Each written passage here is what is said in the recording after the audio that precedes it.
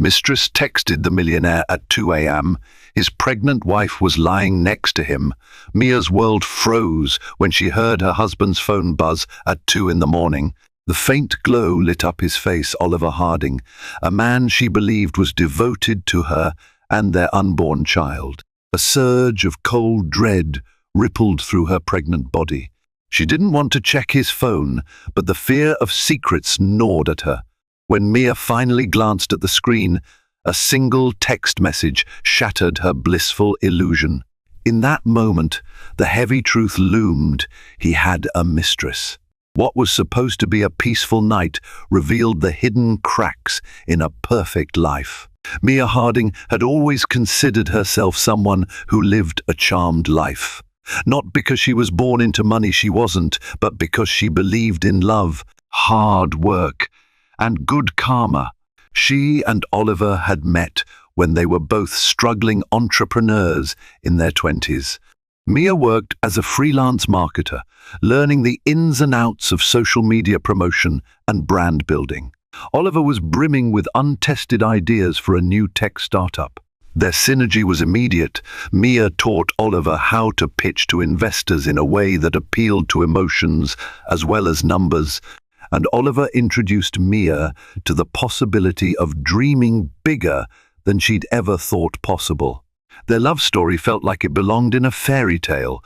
They first crossed paths at a small networking event. Mia was carrying a stack of freshly printed business cards that spelled her name incorrectly, Maya, instead of Mia, because she had run out and printed them in a last-minute rush. Oliver, noticing her predicament, joked that it gave her an exotic air. She couldn't help but laugh, and in that moment they connected over a shared sense of humor and the spark of possibility. Things accelerated quickly. They discovered they shared an obsession with late-night coffee shops. Often, after finishing a day of chasing clients and perfecting pitch decks, the two of them would end up at a 24-hour cafe by the waterfront, sipping lattes and scribbling grand ideas on napkins. Once, they nearly missed sunrise because they were so engrossed in brainstorming what would eventually become Oliver's first successful tech platform. They promised each other that if their careers took off, they would never abandon these small moments together. In time, Oliver's business exploded. His platform for streamlining online payments gained traction, luring big-name investors. Mia's marketing instincts and network connections spurred that growth. Both were unstoppable. A few years later, they got married in a modest church ceremony witnessed by close family and friends, most of whom had been around to see them struggle. It was a testament to love and partnership built on trust, ambition, and sincere devotion. Now, 10 years later, Oliver Harding was a millionaire several times over, possibly flirting with billionaire territory if all went well with the next round of investments. Mia had left the freelance world to become an integral part of Oliver's empire, though they liked to maintain the narrative that they both had built it from the ground up. While Oliver's face dominated the news articles and social media feeds, it was Mia who orchestrated everything behind the scenes. She preferred a quiet life, handling marketing strategies and philanthropic efforts that put the Harding name in good standing. Together, they navigated high society events and philanthropic galas with practiced ease. Finally, they decided the time was right to start a family. Mia was nearly 6 months pregnant when life took a turn she never saw coming. She thought the only big question before them was how they would balance Oliver's hectic travel schedule with caring for a newborn. They were designing a nursery light yellow, unisex colors because Mia refused to know the baby's sex before birth. Everything seemed magical until that fateful night. The plush bedroom they shared was normally Mia's sanctuary. She had insisted on soft neutrals, creamy whites, pastel blues, and gentle greys to keep the environment calm. Their bed, a four-poster with gossamer drapes, felt both regal and comforting. That night, Mia had trouble sleeping because the baby was particularly active. She nestled into the duvet, listening to Oliver's steady breathing. He seemed at peace. In the quiet darkness, she tried to focus on positive thoughts about the future. Then she heard it, a subtle vibration followed by a muted chiming sound. Oliver's phone screen flashed. He turned in his sleep, but didn't wake. Mia felt that familiar swirl of anxiety stir in her chest. Ordinarily, she would ignore it. Being a high-level CEO, Oliver received messages at odd hours. The time difference between his office and the overseas teams made late-night notifications a norm. Yet something about this particular buzz felt different. Mia told herself to settle down. She breathed deeply. But the baby started kicking, seemingly aligned with her own sense of dread. She reached for her phone on the nightstand to distract herself with mindless scrolling, but she had left it in the living room earlier. As she turned onto her side, she saw Oliver's phone glow again. A second notification. Her heart pounded. She clenched her pillow, half ashamed at her own curiosity. She wasn't the kind of wife who pried into her husband's private messages. She had always trusted him. But it was 2 a.m., and something primal tugged at her. She felt an inexplicable push to pick up the phone. Mia reached out tentatively, reminding herself that she was only checking if it was an urgent message from their overseas team. After all, she had every right to ensure everything was okay. Oliver was a public figure. Any crisis would affect them both. As her fingers brushed the screen, the phone lit up, revealing a single name, Isabel Pierce. The preview line read, "I can't sleep, thinking about tonight." Mia's hand began to tremble. She recognized that name. Isabel Pierce was a young socialite who had appeared in a few of Oliver's philanthropic events. Mia had always found her to be charming, albeit slightly too flirtatious for comfort. But Oliver had assured her that Isabel was simply a contact in the philanthropic circuit, nothing more. Now, at 2 a.m., that assumption shattered.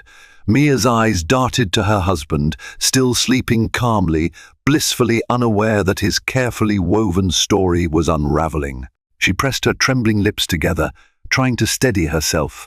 Fear, jealousy, and heartbreak collided in her chest. She wanted to fling the phone across the room. She wanted to wake Oliver up and demand answers. She wanted to pretend she had never seen it. A dozen conflicting impulses warred inside her. Before she could process, the phone vibrated again. This time, the text preview read, "I miss you. When will you tell her?" Mia's breath caught in her throat. The air in the room felt stifling, as though her entire reality had just lost its foundation.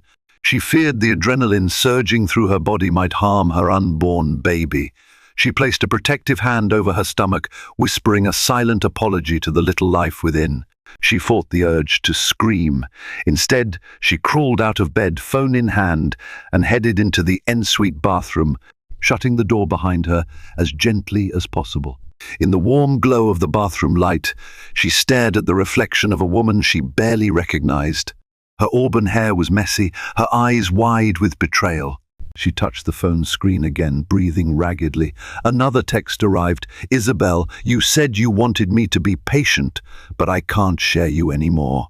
With trembling hands, Mia scrolled upward. She saw messages that dated back a few weeks, some with time stamps in the middle of the day, others late at night.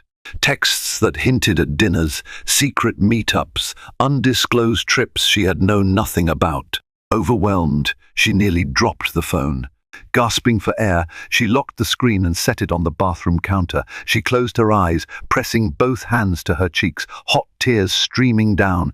A single question burned in her mind. How could Oliver do this to her? Through the initial shock, she knew she needed to calm down. The baby was her priority. She took slow, deep breaths. She had never felt more alone. The next morning, Mia woke up, and for a split second, she wondered if the entire incident had been a terrible dream. Then she noticed Oliver's phone wasn't on his nightstand. He must have picked it up at some point in the early hours. Mia's stomach churned when she saw him standing by the window, already dressed for the day in a crisp, tailored suit. His posture was tense. He turned to look at her, his expression guarded. "Morning," he said. placing his phone into his jacket pocket a little too quickly. She swallowed the knot in her throat. Mourning, for a moment, neither spoke. Tension hung in the air like a fog that refused to lift. Oliver cleared his throat. I got some texts last night. From work, he lied, the hesitation in his voice betraying him. I need to go to the office early. Mia swung her legs over the side of the bed, her eyes stinging from lack of sleep. She wanted to confront him, but the words caught in her throat. The mere thought of saying, "I know what you did," out loud felt like stepping off a cliff into an abyss.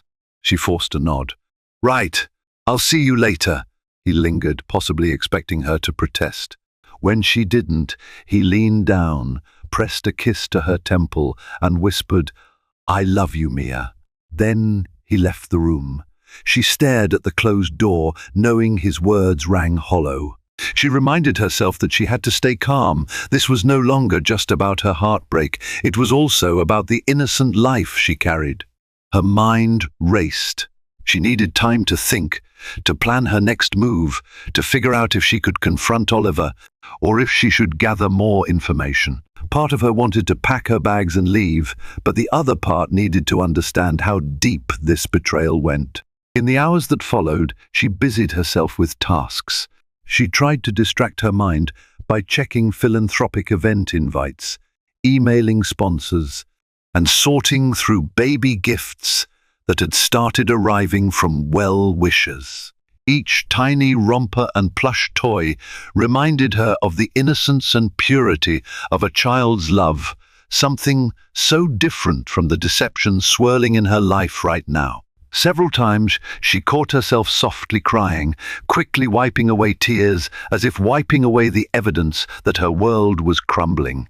She decided she needed to confide in someone. So she picked up her phone and called her best friend, Lillian Chan. They had been roommates in college, forging an unbreakable bond. Lillian was now a successful lawyer, handling corporate contracts.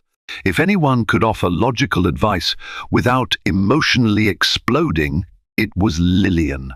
Within the hour, Lillian was at the house. She found Mia in the living room, red-eyed and hugging a pillow. Without a word, Lillian enveloped her in a comforting hug. They sat on the couch, and Mia explained everything, how she found the texts, the mistress's name, the shock she felt. Tears streamed down Mia's face as she spoke, and Lillian listened with a stoic, supportive presence. Finally, she offered a tissue. Mia, you don't deserve this, Lillian said. Her tone had the finality of a judge delivering a verdict. He's risking everything, his marriage, his reputation, and he's doing it while you're pregnant. Mia wiped her eyes. I know, but what do I do? Lillian paused, carefully choosing her words. First, you need clarity. You need to know how serious this affair is and what Oliver intends to do. But don't forget your own power. You're not just Oliver Harding's wife. You're half the reason he's successful. You have as much stake in this empire as he does. Mia's chin trembled.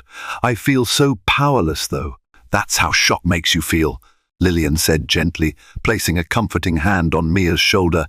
You're strong, but don't rush into anything. For now, see what Oliver says if you confront him. Hear his explanation.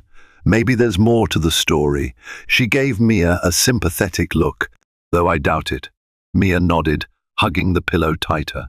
This was her castle, built on years of love and trust. And now she realized the foundation was made of glass. She felt it cracking beneath her feet. The question was whether to salvage it or let it all shatter. A week passed. Mia watched Oliver carefully. He came home later than usual, took more phone calls in private, and seemed distant, as though a part of him was always elsewhere. She tried to bring up the subject, but each time she opened her mouth, fear silenced her. She worried about the confrontation turning ugly. She worried about the stress on her pregnancy. She worried that their carefully curated world would come crashing down. Meanwhile, the messages from Isabel continued. Mia occasionally glimpsed them when Oliver forgot to silence his phone. The texts were never explicit enough to confirm the full nature of their relationship, but they dripped with emotional intimacy. Words like "I miss you" or "I need to feel your arms around me again." Mia felt nauseous each time.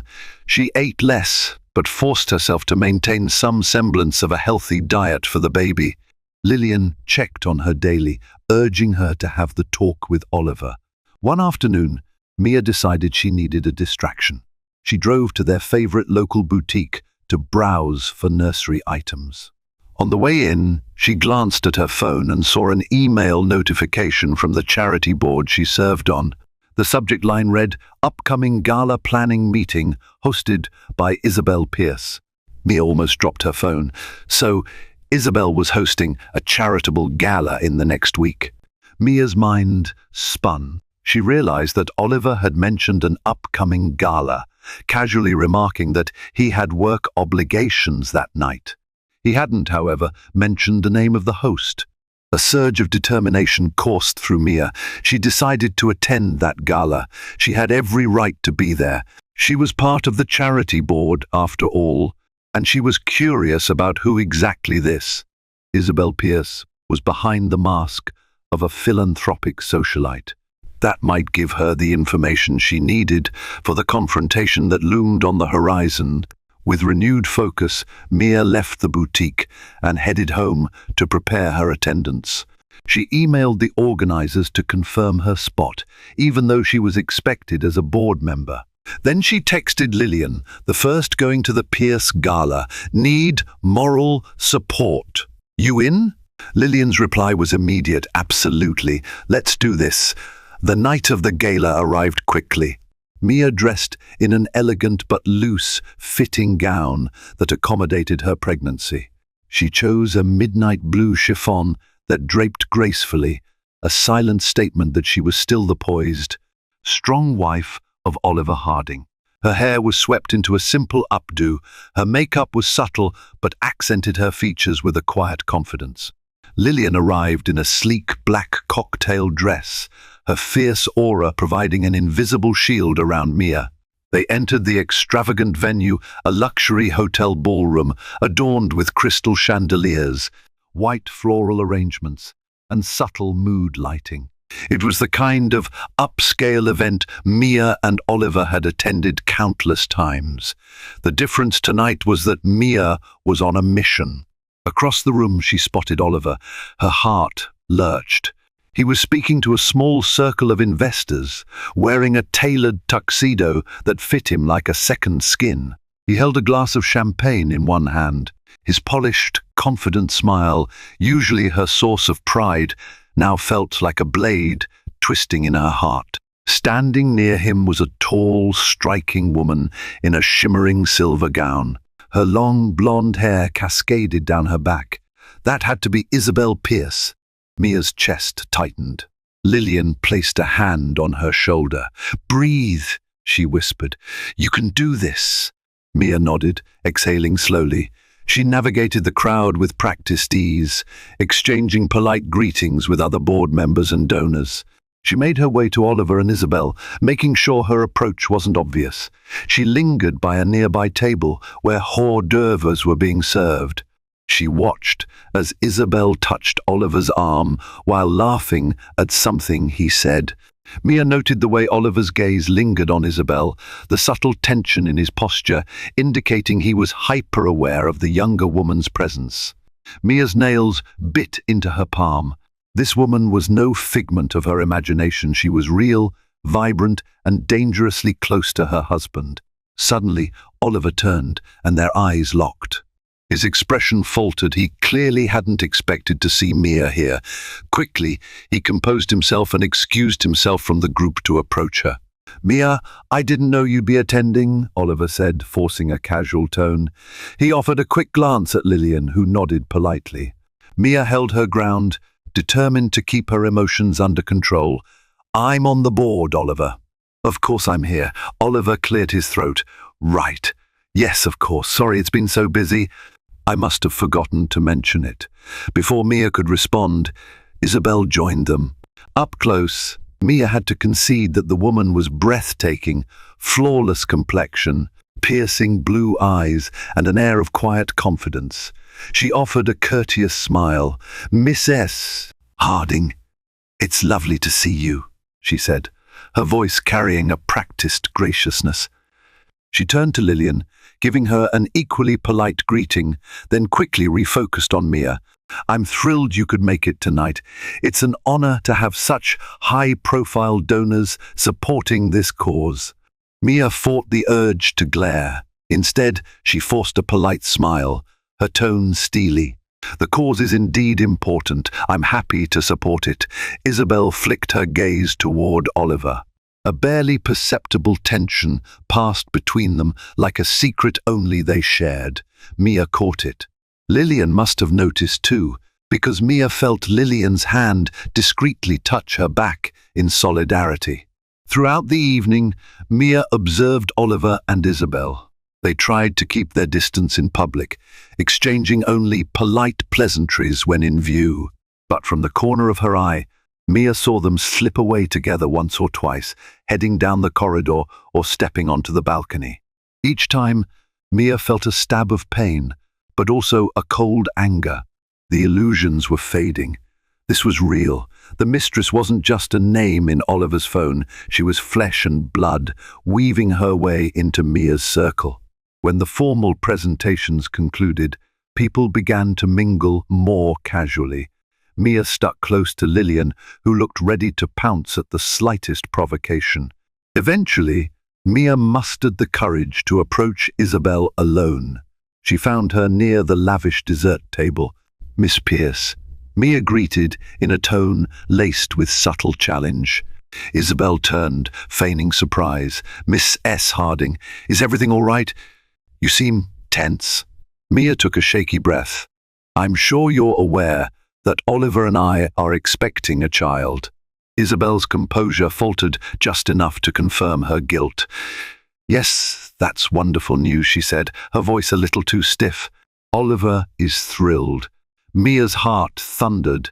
She chose her words carefully, unwilling to cause a scene, but desperate for the truth. "If you ever want to discuss anything, if there's something you think I should know, perhaps it's better. We speak woman to woman rather than through whispered corridors." A flash of discomfort crossed Isabel's face. The flicker in her eyes betrayed that she knew exactly what Mia was getting at. Then, as if steeling herself, Isabel's lips curled into a tight smile. "I don't know what you mean, Mrs. Harding, but if there's anything you wish to address, perhaps you should speak to your husband first." Mia's calm facade wavered. "I will. Count on it." She turned on her heel and left before her composure broke. Lillian quickly joined her, seeing the distress. They left the gala soon after, with Mia harboring a grim certainty. Isabel Pierce was indeed Oliver's mistress, and she wasn't stepping aside quietly. Later that night, Oliver returned home after the gala, presumably expecting an argument. He found Mia sitting in the living room, lights dimmed, her hands clasped over her belly protectively. Oliver loosened his tie, a storm of guilt and anxiety etched on his face. "Mia," he began softly. She cut him off. "Sit down." Her voice trembled, but it carried a weight of determination. He obeyed, sinking onto the couch opposite hers. A long silence followed. Mia stared at him, remembering all the good times, the trust, the devotion. She forced herself not to cry. If she started, she might not stop. "I know about the messages," she said, her tone subdued but firm. "I know about Isabel." Oliver closed his eyes, a flash of pain crossing his features. He didn't deny it. "I'm so sorry." "Sorry for what? For hurting me? For risking our marriage? For endangering our child's future? Or sorry you got caught?" Her voice grew icy, tears threatening at the corners of her eyes. He leaned forward, resting his elbows on his knees, looking genuinely tormented. "Mia, I never wanted this. Isabel and I, things got complicated. I was traveling a lot, working insane hours, and I felt disconnected. She was there, offering me comfort." Mia inhaled sharply, her heartbreak woven with anger. "Comfort. While I'm here, pregnant with your child, supporting every aspect of your life. You needed comfort, Oliver? From her? He rubbed his face with both hands. I'm not making excuses. I was stupid, reckless. This was never supposed to become serious. She stood abruptly, nearly toppling a vase on the side table. The baby kicked, as if alarmed by her turmoil. Mia placed a hand on her stomach, trying to steady herself, but it did become serious, didn't it? Her voice cracked. You've been lying to me for weeks, maybe months. Do you have any idea how sick I felt, seeing her tonight, watching you two vanish off to balconies and corridors? He stood too, crossing the distance between them. Mia, listen to me. I want to fix this. I made a mistake, a terrible one, but I want our family. I want to be with you. She looked at him, tears sliding down her cheeks now. Then why haven't you ended it already? Why are there still late-night texts and secret meetings? Because I saw them, Oliver. He averted his gaze, shame coloring his features. Isabel, she's not ready to let go. She threatened to go public, to ruin everything if I ended it abruptly. Mia stared in disbelief. So you're telling me you're letting her blackmail you into continuing this affair? He paused, pressing his lips together. It's not that simple. Our business relies on these philanthropic circles. My reputation is everything. If she decides to sabotage me, we could lose investors, deals, everything we've built. Mia let out a bitter laugh. So, now you're worried about your precious image. She clenched her fists. What about our image, our marriage, my heart? Oliver reached for her hands, but she pulled away. His voice trembled. Please, I'll do whatever it takes to fix this. Just give me some time. Don't leave me. Emotional exhaustion crashed over Mia. She turned away. Time. You want time? I'm pregnant, Oliver. Time is running out. I can't keep living like this, wondering if you'll sneak away for a clandestine meeting with your mistress. He took a shaky breath. I promise you I'll talk to her. I'll end it for good. I just need a plan to ensure she won't lash out publicly. Please, Mia, you have to trust me. She shook her head, tears blurring her vision. You've destroyed my trust. You'll have to earn it back. Without waiting for a response, she walked upstairs, leaving him alone in the dimly lit living room, a broken man in a broken marriage. Days turned into a tense standoff. Mia avoided Oliver as much as possible, while he scrambled to find a way to sever ties with Isabel without igniting a scandal. He reached out to PR teams, lawyers, and advisors, trying to strategize the best approach if Isabel decided to go public. The mansion, once filled with warmth and the excitement of a baby's arrival, felt like a cold battleground of secrets and half-spoken truths. Lillian came by frequently, checking on Mia's emotional state. Mia confided that Oliver claimed he would end the affair, but hadn't yet. Lillian, protective and practical, suggested Mia think about her own security. She recommended Mia consult a family lawyer just to understand her options. Reluctantly, Mia agreed.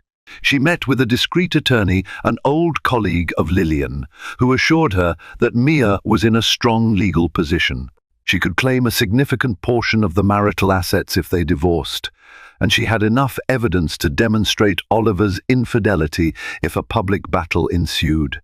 But the attorney also cautioned that messy divorces rarely ended well, especially when so much wealth and publicity were involved. After much reflection, Mia realized she needed a decisive stance. She was done waiting for Oliver to fix the situation. If he truly wanted to save their marriage, he had to prove it. That evening, as the sun set behind the estate's expansive garden, Mia confronted Oliver in his study. He was on a phone call, presumably with another consultant about the Isabel situation. He ended the call hastily when he saw her come in. I can't live like this, Mia said bluntly, crossing her arms over her chest. She had come straight to the point. Either you end it with Isabel tonight or I'm leaving. Oliver shot out of his chair. "Mia, No more excuses," she interrupted, her voice resolute. "I want her out of our lives." "Completely. Then you'll have to repair this marriage if you ever want me to trust you again." His eyes glistened with desperation. "I already told you I'm working on it." She took a step closer, her tone unwavering. "Work faster. You have until tomorrow morning to tell her it's over, or I walk out that door." Oliver exhaled sharply, sinking back into his chair. He gazed at her with a mix of guilt and pleading. "All right, I'll do it. I'll call her tonight." Mia nodded curtly, turning on her heel. She reached the door, then paused. "This is your only chance, Oliver. For me, for our baby." Then she left, her heart pounding with both hope and dread. Later that night, as Mia paced in the bedroom, she heard Oliver's muffled voice downstairs. Her heart hammered. This was the moment. Was he really ending it? She took deep, calming breaths, thinking of the baby. She told herself she had to trust that Oliver would do the right thing. She heard the low hum of his voice, but couldn't make out the words. The conversation lasted nearly half an hour. Then, silence. Oliver walked in, looking weary, his tie loose around his neck. He leaned against the doorway. "It's done," he said softly. She was angry, furious in fact. Threatened to leak everything to the press, but I told her I'd take my chances. "I'm sorry it took so long, Mia." Relief mingled with lingering skepticism. Mia wanted to believe him, but doubt hovered. She nodded, her voice tight. "Thank you. Now we move forward, I guess." Oliver crossed the room and gently placed a hand on her belly. The baby kicked, as if sensing the tension. "I'll do whatever it takes to make things right," he whispered, tears in his eyes. "I'm so sorry." Mia closed her eyes, exhaustion settling in her bones. "I know," she whispered back, not sure she believed it yet. But she wanted to, for the sake of their child, for the love that had once burned bright between them. She was willing to try. For a few days there was an uneasy calm. Oliver tried to make amends, spending more time at home, discussing nursery plans, even volunteering to attend prenatal classes with Mia. She saw glimpses of the man she fell in love with, a man with warmth, ambition, and a genuine heart. She allowed herself a sliver of cautious optimism until Isabel retaliated. One evening, Mia was in the kitchen preparing tea when her phone vibrated. An unknown number had sent her a flurry of messages. She froze as she read them. "Isabel, your husband is a liar. He's been begging me to keep quiet, but I'm tired of hiding. Isabel, I have photographs. I have messages that prove everything. Isabel, if you think he's done with me, you're deluding yourself. Isabel, you'll see everything on social media tomorrow, unless he comes back to me." Mia felt the walls of the kitchen closing in. Her heart pounded violently. She stumbled into the living room, calling for Oliver. He rushed in, panic evident on his face when he saw her distressed state. "She's threatening to go public," Mia managed, her hands shaking as she handed over her phone. Oliver scrolled through the messages, his mouth set in a grim line. "I'll handle this," he said, but his eyes flickered with fear. "She doesn't have anything that can't be explained, right?" Mia closed her eyes in despair. "It doesn't matter. A scandal like this will overshadow everything: our marriage, your company, our child's future." And maybe that's what she wants. Oliver cursed under his breath. "I'll call our legal team PR specialists. We'll do damage control. I promise I ended it with her. She's just lashing out." Mia felt the weight of hopelessness. Her perfect life was teetering on the brink of a public, humiliating collapse. She wanted to run away, to shield herself and her unborn baby from the storm, but she also knew that illusions had to die if she ever wanted to build something real again. Within 24 hours, rumors began to swirl on social media. Anonymous tips, cryptic photos that vaguely showed Oliver's silhouette with a blonde woman in a compromising position. It was enough to spark endless gossip. Tabloid headlines screamed about the tech tycoon's secret mistress, although none outright named Isabel or Mia yet. Oliver and his legal team scrambled, issuing carefully worded denials, threatening lawsuits against tabloids for defamation. However, the damage was done. Investors called for urgent meetings. The philanthropic board expressed concern about negative press overshadowing their causes. Mia received concerned texts from friends and acquaintances, all asking if she was okay. Mia felt numb. She'd spent years honing Oliver's public image, presenting him as a dedicated family man. Now that narrative lay in ruins. Each day, more rumors sprouted. Some claimed Isabel was pregnant as well. Others accused Mia of orchestrating the entire scandal for publicity. The noise was deafening. Through it all, Oliver tried to reassure her. "We'll get through this," he kept saying, but he looked thinner, paler, as if the weight of his lies were crushing him. Lillian insisted Mia take some time away, go on a small retreat, but Mia couldn't leave her own house. She dreaded facing the paparazzi who lurked outside the gates, hoping to catch a glimpse of the betrayed wife. One night, after an especially brutal day of seeing her husband's name dragged through the mud, Mia broke down in tears in the nursery. She sat in the rocking chair, staring at the half-painted walls and scattered baby clothes. She felt Oliver's presence before he spoke. "Mia," he said softly, kneeling beside her. "I'm so sorry." She looked at him, her eyes swimming with tears.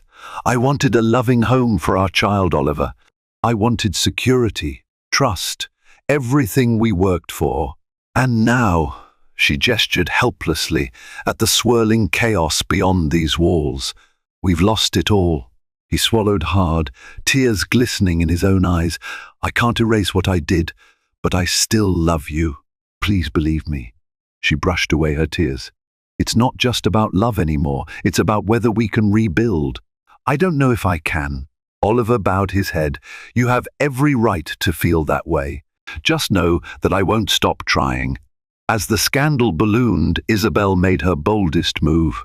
She granted an anonymous interview to a notorious online gossip site. She didn't reveal her name, but she shared enough details, times, places, and insinuations to make it obvious to those within their social circle who she was. The site published grainy photos of Oliver entering her penthouse, text messages that indicated an intimate relationship, and hints of hush money offers. Mia read the article in horror. Even though it was anonymous, the entire world would piece together the identities. She braced for the avalanche of speculation. Oliver's PR team worked overtime to label the interview as fabricated, calling the photos misleading. But the damage grew. Some investors froze their involvement, worried about the potential negative press. Rival companies seized the opportunity to undermine Oliver's projects. The philanthropic board wavered, unsure if they wanted Oliver as their figurehead anymore.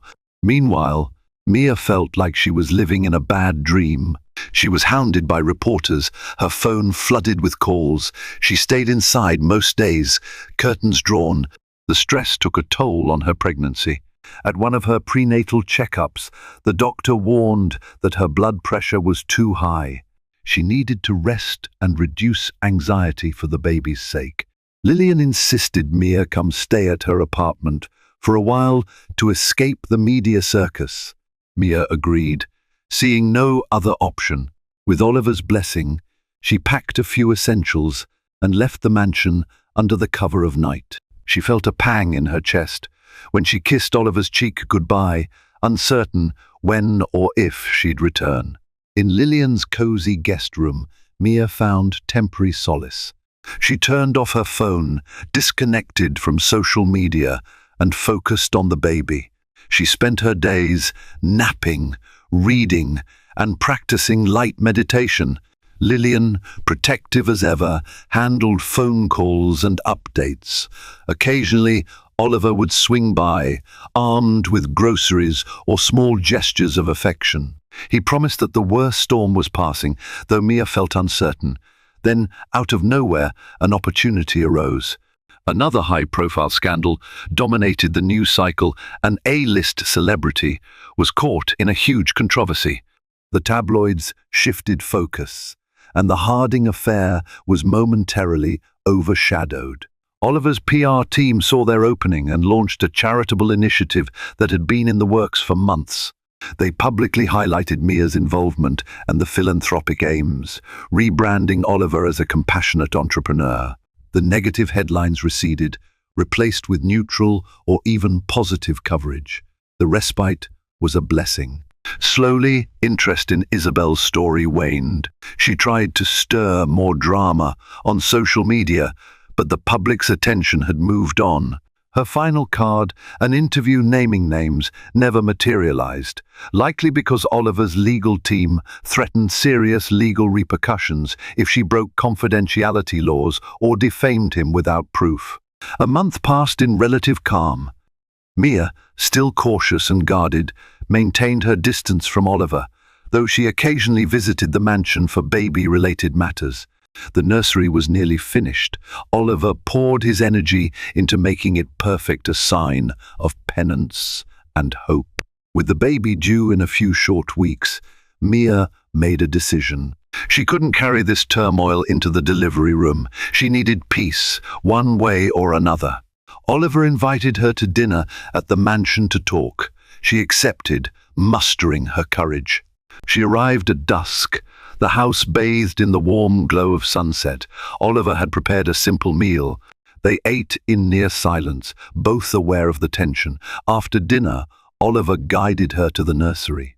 It was beautiful. Walls painted in soft, neutral tones with whimsical stars and clouds.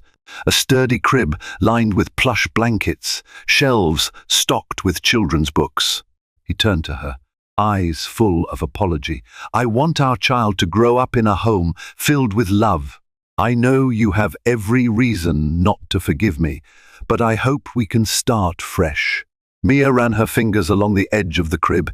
"You hurt me in ways I never imagined." "You broke my trust." He nodded, swallowing hard. "I know. I'm prepared to do whatever it takes to earn it back. Therapy, counseling, whatever you want." She studied his face. For the first time in weeks, she sensed genuine remorse and a willingness to change. She took a shaky breath. "Therapy, then? Let's do it. If there's a chance to rebuild, we owe it to our child to try." Oliver's shoulders sagged in relief. Tears glistened in his eyes. He moved closer, and this time, Mia let him cradle her in a gentle embrace. They stood there for a long moment, sharing quiet tears of uncertainty and hope. Oliver and Mia began couples therapy.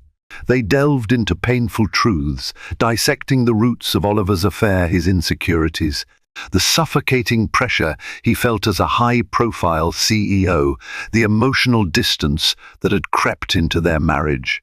Mia explored her own fears, her tendency to lose herself in Oliver's ambitions, and how she had overlooked signs of dissatisfaction in their relationship. The therapy sessions were grueling, but each tear shed was a step toward healing. They established new boundaries. Oliver agreed to show Mia his phone messages if she ever felt uneasy. No more secrets. Mia learned to communicate her feelings of stress or loneliness more openly. It was a fragile, cautious journey, and both knew they might stumble along the way. With her due date approaching, Mia decided to move back into the mansion. The paparazzi had mostly lost interest, and the philanthropic boards had warmed to the Hardings again, especially with Mia's ongoing charitable work. Oliver's business rebounded as well, buoyed by his unwavering efforts to salvage investor confidence. Late one night, Mia woke to a mild ache in her lower abdomen. She brushed it off as another pregnancy discomfort, but the discomfort soon escalated. She tried walking around, but the pain intensified, spreading around her belly. Realization dawned her baby was coming. Oliver, half asleep, jolted awake to Mia's urgent call. He wasted no time, grabbing the hospital bags they had packed weeks ago. The car ride was a blur of rushed breathing and phone calls to the doctor.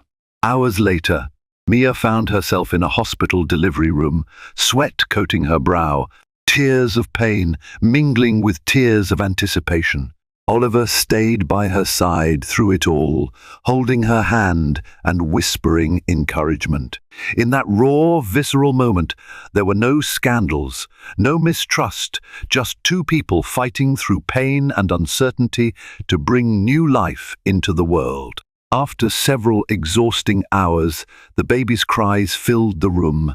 "It's a girl," the doctor announced, placing a tiny, squirming infant in Mia's arms. Mia sobbed with relief and sheer wonder. Oliver, tears streaming, kissed Mia's forehead, then gazed at their daughter.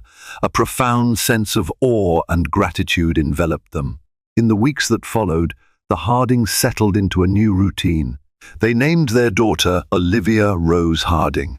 The mansion, once a battleground, transformed into a place of midnight feedings, soft lullabies, and hesitant smiles. Mia and Oliver continued therapy. They tackled challenges as they arose. Trust was not rebuilt overnight, but the presence of Olivia gave them renewed purpose. Isabel Pierce occasionally resurfaced in social circles, but her 15 minutes of scandalous fame had faded. She tried to reignite drama through cryptic social media posts, but few were interested anymore.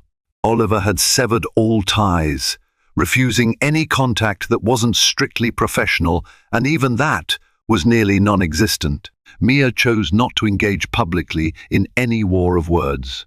She had her own battles to fight, learning to trust Oliver again, maintaining her mental health, and caring for a newborn. Every day, she discovered new complexities, the exhaustion of late-night feedings, the rush of love when Olivia grasped her finger, the quiet moments when Oliver would rock their daughter to sleep. In those tender scenes, Mia saw flickers of the man who once stayed up all night with her in a dingy cafe, dreaming about building a better future. Months passed, and therapy helped them reach a delicate equilibrium. Oliver faced his demons, acknowledging that his affair was a destructive escape rather than a real solution to his inner turmoil. Mia recognized her own role in placing Oliver on a pedestal, sometimes neglecting her emotional needs. Though the pain of betrayal never fully vanished, it dulled, replaced by a cautious optimism.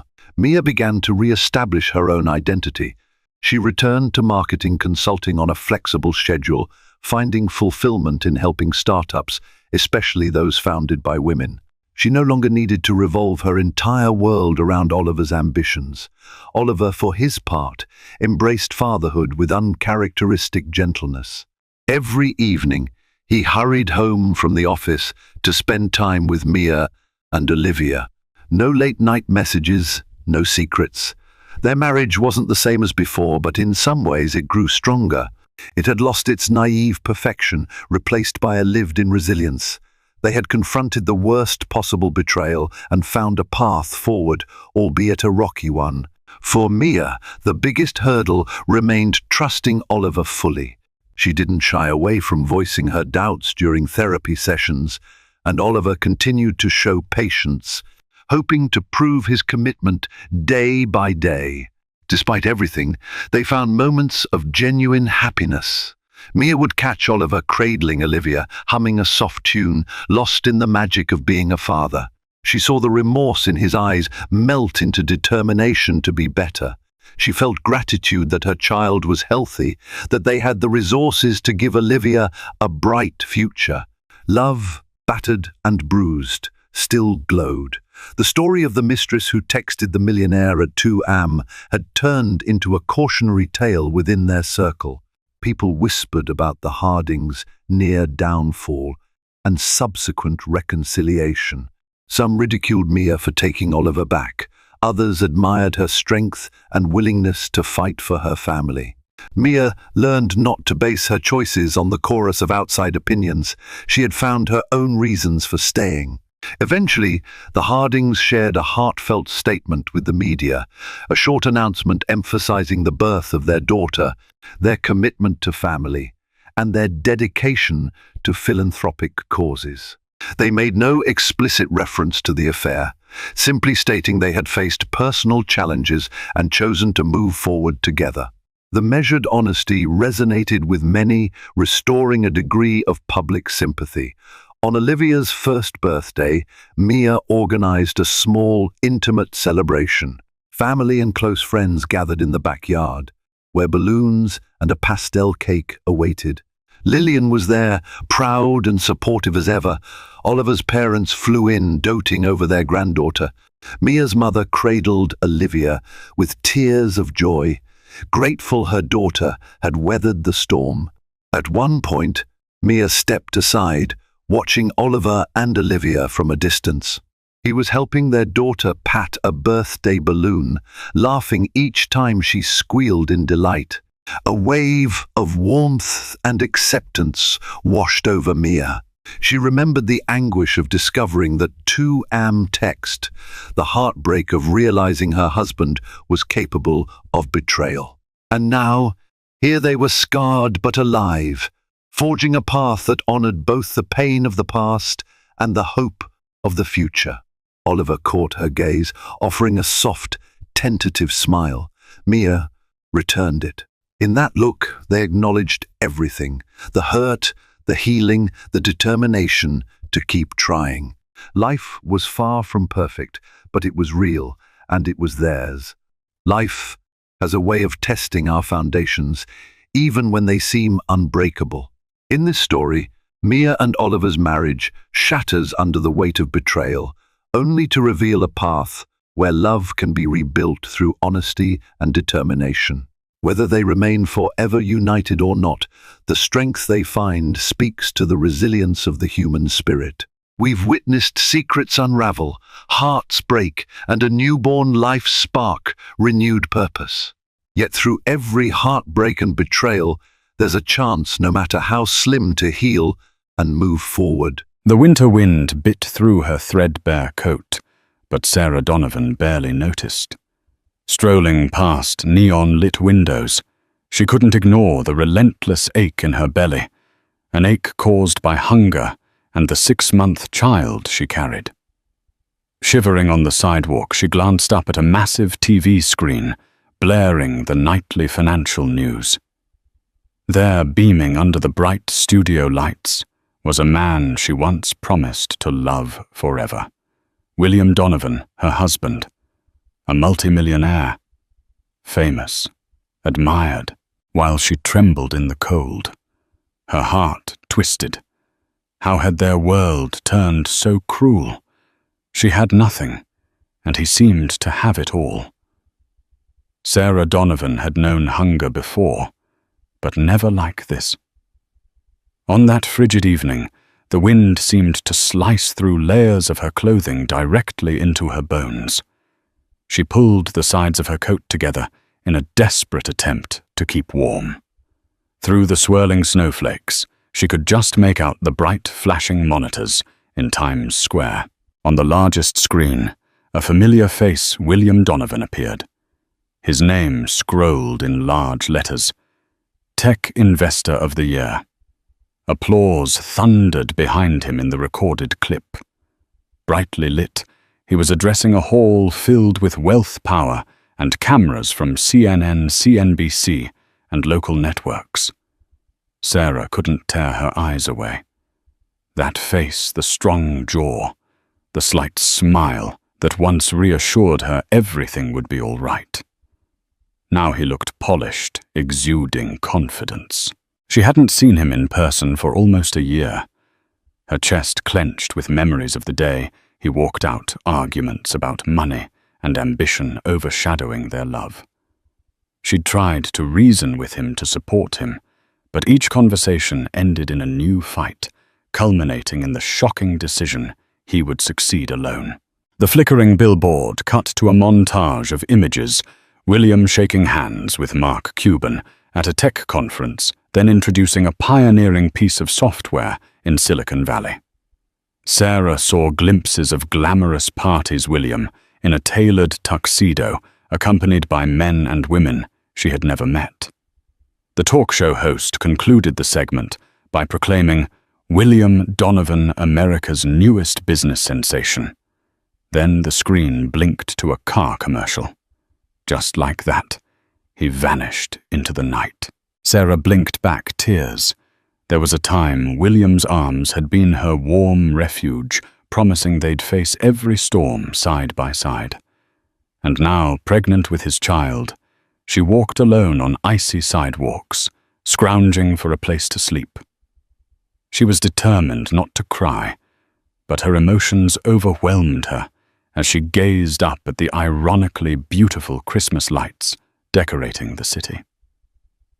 By all appearances, the world around her was celebrating, and she was surviving. Barely. She pressed a hand against her abdomen, feeling the slightest kick.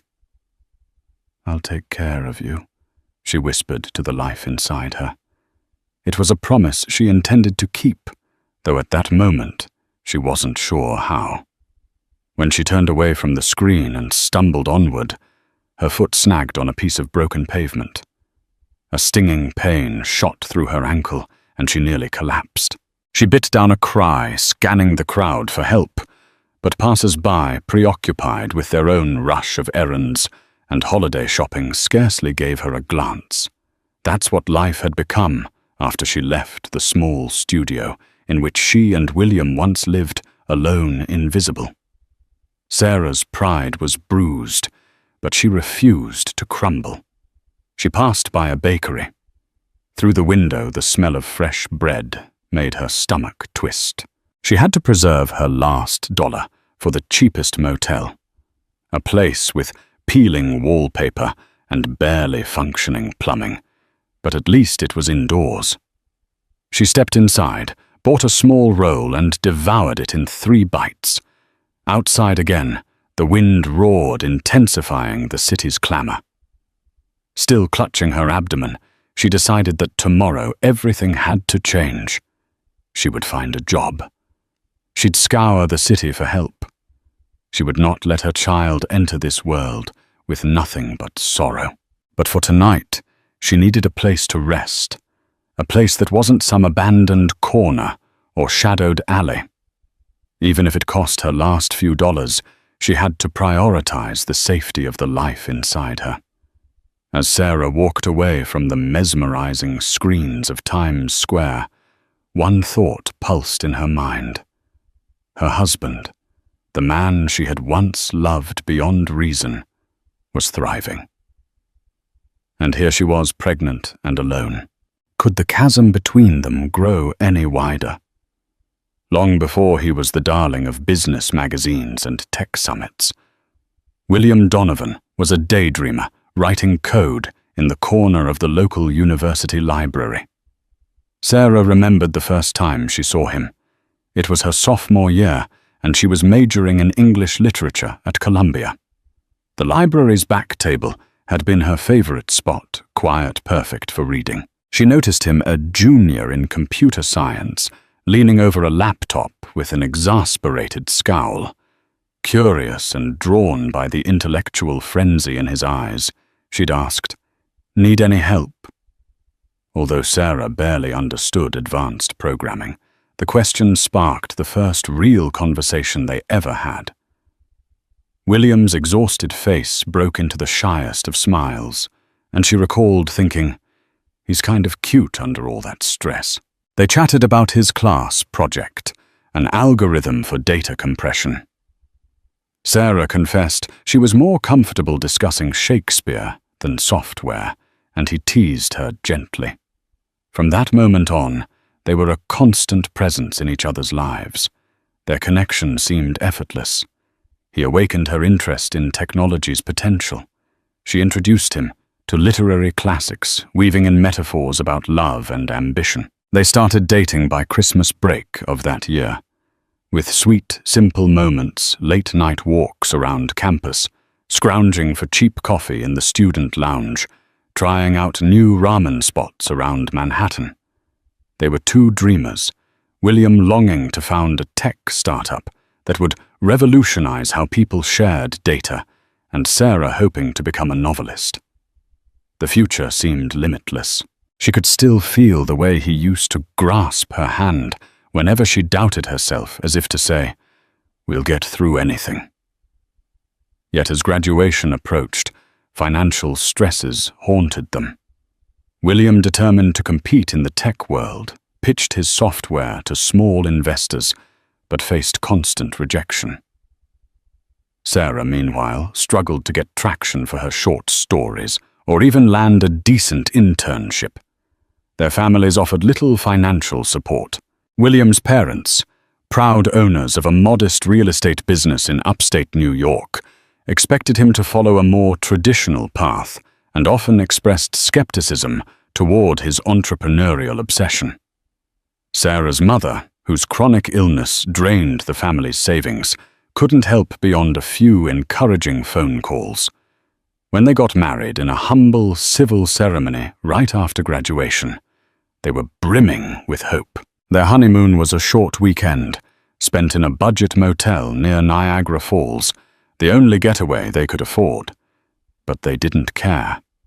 What mattered was their shared devotion. They returned to New York City, renting a cheap studio apartment in Queens. William coded into the late hours, while Sarah worked as a barista by day and scribbled short stories by night. Their love burned like a bright flame until cracks began to form. William became consumed with success, obsessed, really. Each failed pitch to an investor sent him into a silent downward spiral that led to outbursts. Sarah tried to reassure him that failure was part of the journey, but her optimism only irritated him. As months dragged on, the bills piled up. William grew desperate, dabbling in risky deals with shady angel investors. They had endless arguments about money. When success finally arrived nearly 2 years into their marriage, with a major investor, Kevin O'Leary from Shark Tank, buying into William's new software idea, Sarah hoped that would ease the tension. But ironically, it only magnified their differences. William was suddenly thrust into corporate meetings, traveling across the country, networking with high-profile entrepreneurs. Invitations to flashy events replaced their quiet dinners. He no longer came home with cheap takeout. He was gone most nights, presumably in boardrooms or at fancy parties. Sarah felt him slipping away. A year passed in that swirl of success, and Sarah was left behind, often alone, in their now upscale condo near Central Park. William's time was devoured by business calls and conferences on the West Coast. When he was home, he was distracted, fidgety, unwilling to share stories of his day. She remembered their final argument vividly. She'd asked him to spend one evening with her to reconnect. He retorted that she had no clue how hard he worked to keep them afloat, how she should be more grateful. That night ended with William storming out, slamming the door so hard it rattled the windows. He never came back. Days became weeks. Sarah's calls and texts went unanswered. Soon bank notices arrived explaining how William had switched all joint accounts to his name alone. Sarah had no income. Worse yet, 2 months later, she discovered she was pregnant.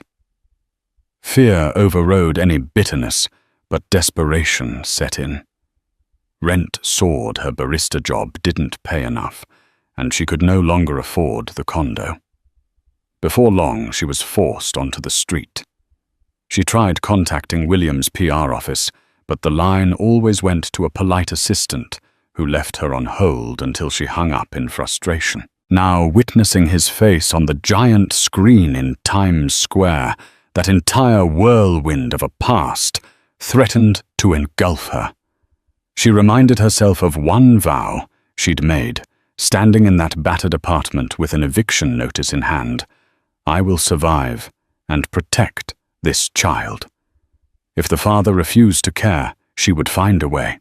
She would not become just another nameless tragedy in the city's underbelly. Morning brought little relief from the cold. Sarah woke on a narrow, squeaky bed in the cheapest motel she could find. The heater rattled uselessly, barely keeping the air above freezing. She had about $15, left enough for a couple of cheap sandwiches, maybe bus fare if she wanted to head to the next shelter. But Sarah was stubborn. She believed there had to be something better. She packed her meager belongings, a change of clothes, her worn copy of Emily Dickinson's poems, a phone with a cracked screen that almost never picked up a signal. Everything fit into a single bag. Every step outside felt like walking through a wind tunnel. She knew she had to find help soon. A pregnant woman living on the streets was a tragedy waiting to happen. She headed to the nearest public library, an older building with classical columns, seeking warmth and free internet to look for job openings. Inside, near the community bulletin board, she found a flyer advertising a free women's shelter in Brooklyn. It promised hot meals counseling and prenatal support. She tore off the address tab. This might be my best chance, she thought, shoulders relaxing slightly for the first time in days. She hopped on a bus, ignoring the pitying looks from a couple of other passengers. Upon arrival, she found the shelter nestled in a quiet neighborhood. The building was large, with peeling paint and sagging steps, but the warmth she felt when she walked inside was immediate and comforting. A friendly volunteer named Rebecca greeted her with a kind smile. After scribbling her name on a form, Sarah was shown to a cramped but clean room shared with 3 other women. Each cot had fresh blankets and a small side table. Meals are served at 7 in the morning and 6 in the evening, Rebecca explained. We also have prenatal checkups every Friday with a visiting nurse from Bellevue Hospital. Sarah nearly cried with relief. A medical checkup was a blessing. She hadn't seen a doctor since learning of her pregnancy. Rebecca chatted with her for a while, asking about her situation. Though Sarah felt hesitant to reveal too much, there was something about Rebecca's gentle nature that encouraged honesty. She admitted her husband had left, that he was well off, and that she had nowhere else to go. Rebecca listened, never judging, then simply patted Sarah's shoulder. You'll be safe here. You'll get back on your feet. I'm here if you need anything, Rebecca offered. Those words of encouragement did more for Sarah's spirit than anything had in months. That first night in the shelter, Sarah lay in the dark, hearing the muffled snores of her roommates. She felt a faint flutter within her baby moving. I'm not alone, she reminded herself. This life inside her gave her purpose. She recalled an old Emily Dickinson line. She loved something about hope being a thing with feathers. That hope had perched in her soul, refusing to abandon her even in life's darkest corners. The next morning she joined the breakfast queue. The food wasn't luxurious oatmeal, a banana-powdered orange juice, but it was warm and nourishing. Some of the residents eyed her suspiciously. They were all at different points in life's struggles, yet in their gazes, Sarah sensed a silent camaraderie that had been missing in her life for so long. As she sat down to eat, Rebecca joined her. We have a job support program, Rebecca said, her voice quiet. You'd get help writing a resume, searching for openings, maybe training. I know it can be tough to find something with no stable address, but we can try. Sarah nodded eagerly. That would be great, she replied, swallowing a surge of gratitude. She was ready to do anything office cleaning retail, anything that would help her earn enough for a deposit on a small apartment. But as she scrolled through job listings later that day, a rerun of a business show played on the shelter's TV in the lounge. They were discussing William Donovan again. A celebrity investor, Mark Cuban, had praised William's entrepreneurial drive, suggesting he was the future of American tech. Hearing the news anchor casually mention her husband's name felt like a punch to the gut. He was more successful than she'd even imagined. She took a deep breath, forced herself to look away from the screen and told herself, "This is my life now, and I'm not giving up." She wasn't sure if she hated him, missed him, or simply wished none of this had happened. All she knew was that she had to survive, and she would on her own terms. At precisely 9 in the morning the following Friday, Sarah waited in a makeshift exam room set up in the shelter's converted rec hall. Worn curtains partitioned the space. The volunteer nurse, Miss Francis, bustled in, setting down a bag of medical supplies. She was a short, no-nonsense woman with bright, reassuring eyes. "How are you feeling, dear?" Miss Francis asked, washing her hands and snapping on latex gloves. Sarah hesitated. She had been ignoring the dull ache in her lower back, the bouts of nausea that still came and went, and the constant exhaustion. "Better now that I have a safe place to sleep," she admitted. Ms. Francis nodded, taking Sarah's vitals, measuring her belly, and listening carefully with a Doppler for the baby's heartbeat. The rhythmic whoosh-whoosh filled the air, and Sarah's eyes grew misty. This was the first time she'd heard her child's heartbeat. So strong, she thought, pressing a hand to her mouth. "No major concerns right now?" Ms. Francis informed, giving a small smile. "But you need to be mindful of your diet. Get as much protein and healthy foods as you can. And rest. Stress can harm the baby too." Sarah almost laughed bitterly. Stress was the only thing she had in abundance. But she forced a bright nod. Ms. Francis noted that Sarah would need a formal medical file at a hospital soon in case of early labor or complications. "We'll coordinate that," Ms. Francis added. "In the meantime, do you have any support person for prenatal care? A family member or—" her voice trailed. "My husband's not around," Sarah said, swallowing a lump in her throat. "No other family in the city." The nurse's expression turned sympathetic. "Well, you're not alone. We're here to help." After the checkup, Sarah felt slightly more confident. The baby was healthy. That knowledge was the anchor she clung to. She spent her afternoons in the job support program, brushing up her typing skills, practicing interview responses with a counselor named Janet. Her English degree helped.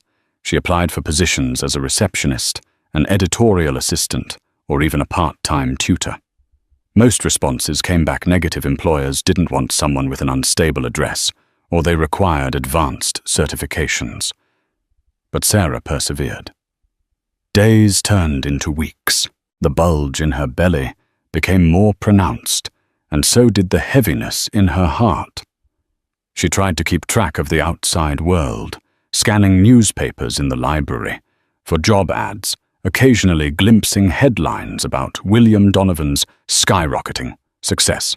One day the paper featured a photograph of him leaving a high-end restaurant with a tall, elegant woman wearing designer clothes. The photo caption labeled her as Madeline Ashford, potential new business partner. Sarah's throat tightened. She glanced at her own reflection in the library window, rumpled coat eyes ringed with fatigue. If William had moved on personally, was she even a memory? That evening her back pains grew sharper, and she realized with dread that her pregnancy was entering a stage where she would soon need consistent medical care. She couldn't keep skipping checkups or rely solely on the shelter nurse. She also worried about finances, diapers, baby clothes, a crib. Where would she get them? She'd joined a waiting list for government assistance, but bureaucracy moved at a snail's pace. Sarah found herself weeping some nights, the future an ominous shadow. Yet each morning she recalled the baby's heartbeat, reminding herself there was no choice but forward. One particularly cold day, she forced herself to walk 3 miles in the slushy streets to follow up on a potential receptionist position. She arrived soaked and shivering. Her hopes rose went the manager, a kindly older woman, offered a temporary role, answering phones at a small publishing company. The pay was minimal, but it was something. She'd start Monday. Sarah left the office hugging a folder of paperwork and feeling a glimmer of pride. I'm making progress. When she returned to the shelter, though, she found Rebecca pale-faced in the hallway. We need to talk, Rebecca said quietly, leading Sarah to a corner. Apparently an acquaintance of Sarah's had come by looking for her, a man with slicked-back hair and an expensive suit. He left a business card that read, Donovan Enterprises. Sarah's heart hammered. She stared at the card, the swirling black and gold letters. Did he say anything she managed to ask? Just that he needed to speak with you regarding a personal matter. Sarah's mind whirled. Could it be William's lawyer? One of his personal aides? Did William know she was pregnant? She never thought he would actually search for her. A swirl of anger, fear, and a strange residual hope filled her. She resolved to call the number. Maybe it was finally time for a confrontation, a reckoning. She just didn't know what to expect. Sarah picked up a battered pay-as-you-go phone, a small victory from the shelter's resource program, and stared at the business card. It bore a name, Charles Whitmore, Legal Counsel. She dialed with trembling fingers, listening to the ring on the other end. Anxiety swelled. Finally, a crisp male voice answered. Charles Whitmore speaking. This is Sarah Donovan. You left your card at the shelter. Her voice sounded small. He cleared his throat. Ah, Mrs. Donovan. I'm glad you reached out. Mr. Donovan, your husband would like to set up a meeting. It's in regard to finances and certain changes to his estate. A chill ran down her spine. Was this about a divorce? She almost panicked at the thought, but she maintained composure. Why now? She asked. The question came out bitterly. Ma'am, I only have instructions to coordinate your meeting. Could you come by the Donovan Enterprises office downtown on Fifth Avenue? Sarah hesitated. I can't. Not immediately. She had a job orientation. Soon she had no decent clothes and no money for a taxi. Shall we say, next Tuesday at noon, he pressed. We'd be happy to reimburse your transportation. Mr. Donovan understands how difficult the city can be. He specifically requested you meet in a neutral setting. Sarah's anger flared at the paternalistic tone. But caution prevailed. All right. Tuesday. She hung up, heart thudding. William wants to meet. Part of her raged that he would drag her into some legal affair after all this time. Another part, small yet insistent, felt relief that maybe he would acknowledge their baby. Maybe do the right thing. And at least provide child support. Tuesday came quickly, and Sarah found herself rummaging through the shelter's donated clothing closet, picking out a modest black dress and a coat that fit snugly over her belly. Rebecca offered to do her hair in a simple bun.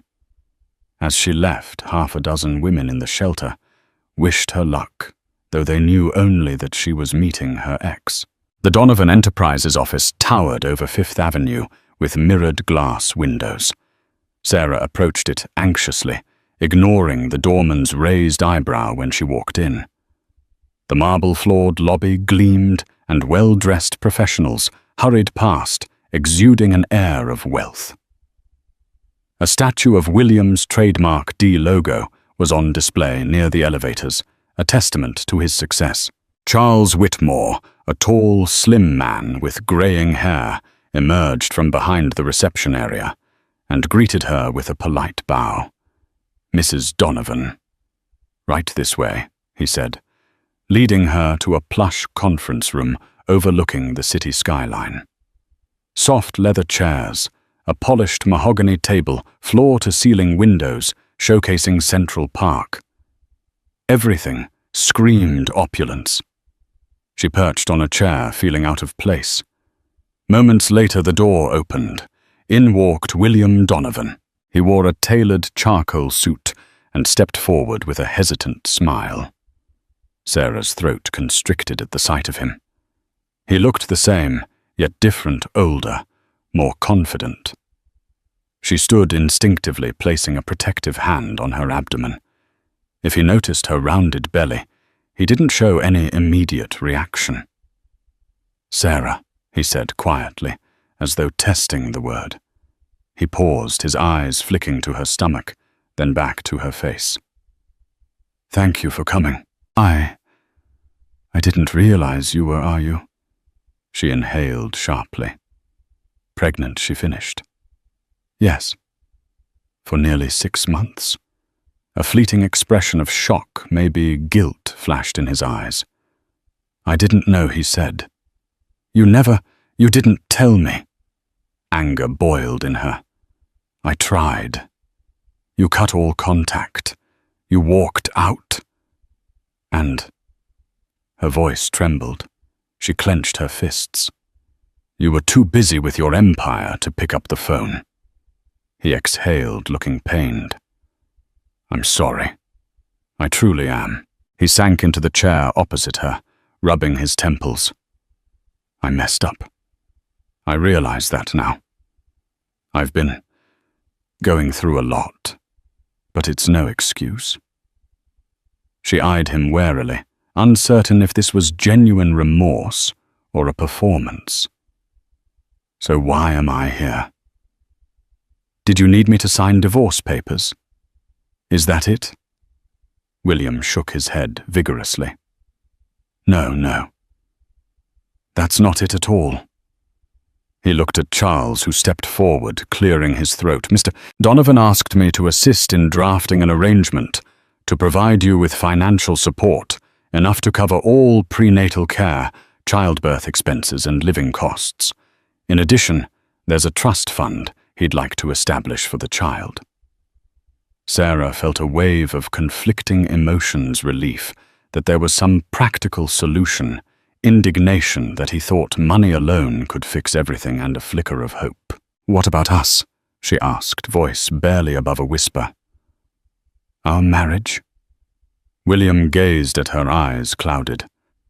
"I want to help you. And our child. I know I can't change the past, but I can at least do right by you now." He hesitated, swallowing hard. "As for us, Sarah, I can't pretend I haven't caused terrible damage. I don't expect you to forgive me instantly." But maybe with time, she wasn't sure how to respond. It felt like they were strangers. She realized she was trembling. He's acknowledging the child, she told herself. That was step 1. Charles laid out documents referencing monthly allowances, coverage for medical bills, etc. The amounts were staggering. Sarah had never seen such figures. She could live comfortably, rent an apartment, and never worry about basic needs again. But guilt gnawed at her. Should she accept this? She eyed William, her voice wavering. "Why now?" she asked. "Why not?" Before William's face was taut. "When I saw you disappeared from our condo and heard rumors you were struggling, I tried to locate you, but I was overwhelmed with expansions, new deals, then the pandemic of responsibilities. I kept putting it off." He inhaled, pained. "That was wrong. I realized I couldn't move forward, knowing you might be suffering. You deserved better." "Damn right I did," Sarah muttered, tears burning her eyes. She glanced at the legal documents. They were a band-aid solution. Maybe it was an answer for the baby. Yet a single question lingered. Could William Donovan possibly be part of my life again? She didn't sign anything that day. telling Charles she needed time to think. William offered to call her a car, but she declined, wanting to walk back to the shelter to clear her head. He handed her a card with his personal cell number, the only item that felt remotely intimate. She left the grand building uncertain whether she was stepping toward salvation or heartbreak. That evening, Sarah returned to the shelter in a daze. She found Rebecca in the kitchen, dishing out bowls of soup to the residents. Feeling the weight of the day pressing down on her, Sarah pulled Rebecca aside and recounted the surreal encounter with William Donovan. She showed her the paperwork, baffling sums of money that could turn her life around. "That's... wow," Rebecca breathed, flipping through the pages. "I've never seen so many zeros on a support agreement." She paused. "So what are you going to do?" Sarah sighed, sinking into a chair. "I don't know. Part of me feels like taking this money is the only logical choice. The baby deserves a stable life, not a mother stuck in a shelter. But another part," she rubbed her belly.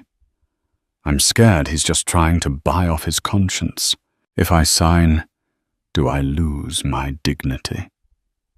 Rebecca placed a gentle hand on Sarah's shoulder. "It's not about dignity, Sarah. It's about providing for your child and yourself. You've sacrificed so much. You deserve some security. That doesn't mean you have to let him back in your life unless you want to." Those words calmed Sarah slightly, but her mind remained unsettled. She recalled her once blazing love with William, how they'd giggle over cheap pizza late at night, how she'd fallen asleep on his shoulder while he read his code aloud. Is that man still in there, beneath the polished millionaire facade, she wondered.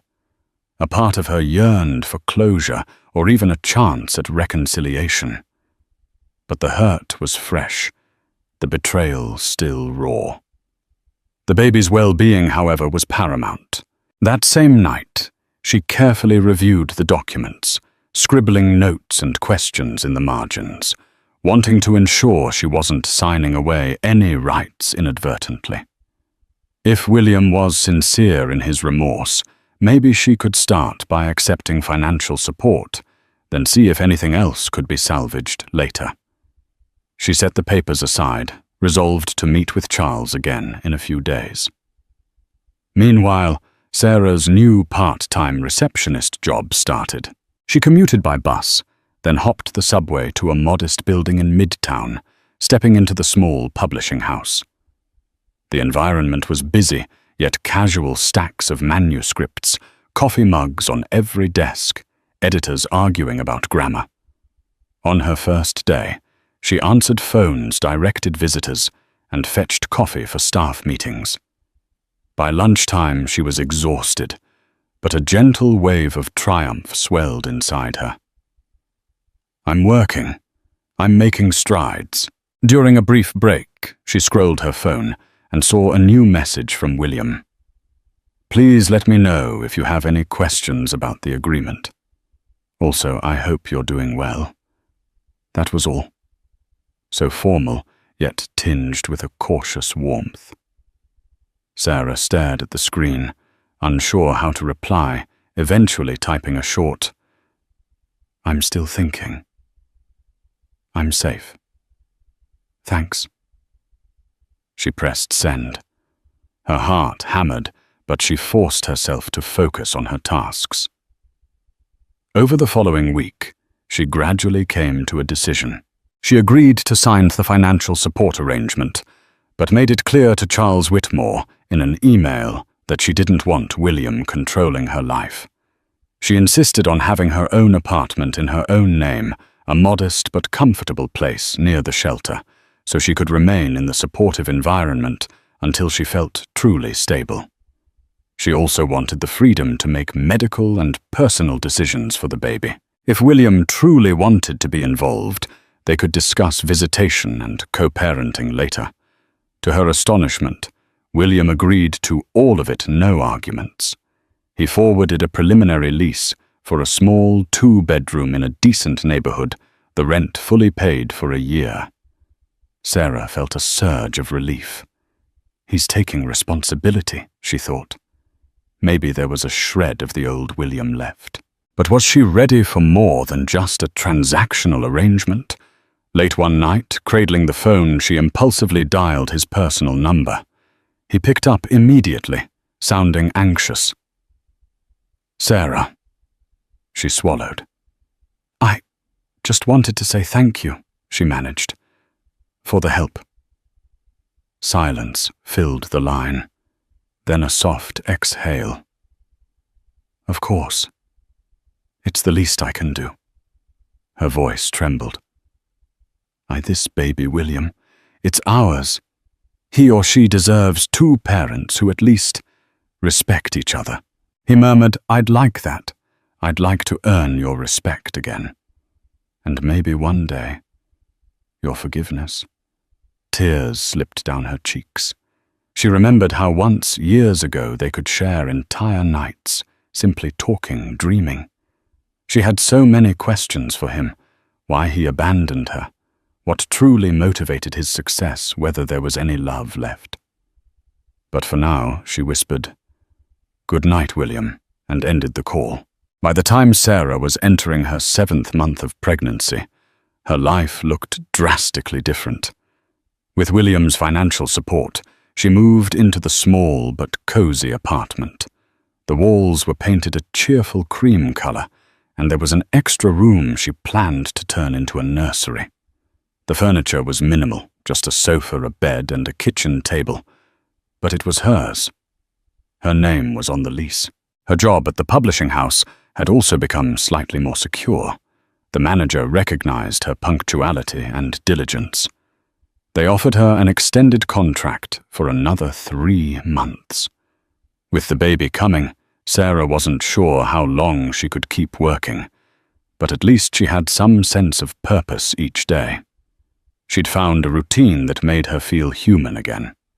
Wake up, check on emails, go to work, come home.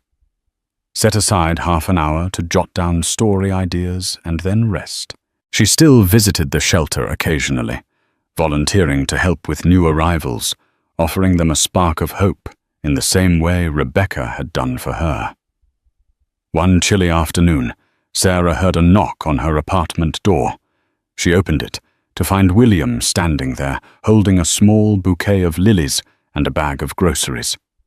Her heart pounded as she took in his hesitant smile. "I was in the neighborhood," he explained. "Thought I'd stop by, if that's okay." Sarah hesitated. She hadn't told him her exact address, Charles must have.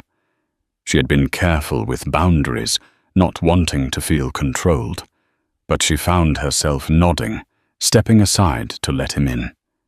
He handed her the flowers, which she placed in a vase on the kitchen table.